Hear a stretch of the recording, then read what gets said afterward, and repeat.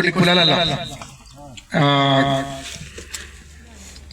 కొన్ని కులాలలో మరి రెడ్డుల కులం కానీ బాపల కులం కానీ రెడ్డుల కులం కానీ అది రావట్లేదు బాబాయ్. రెడ్డుల కులం వల్ల కానీ పిల్లలు దొరుకుతలేరు. ఎందుకంటే చాలా వరకు స్కానింగ్ చేపిస్తారు.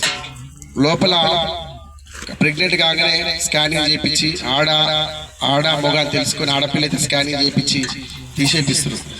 తీసేపేయడంతో ఏమైపోతుందంటే ఆడపిల్లలు సంఖ్య తగ్గిపోవడంతో మనకు చాలా ఇబ్బంది అవుతుంది. కాబట్టి దయచేసి గృహహింస చట్టం కింద మనకు చట్టాలు వచ్చినాయి, గర్భస్థ లింగ నిర్ధారణ చట్టాలు కూడా వచ్చినాయి.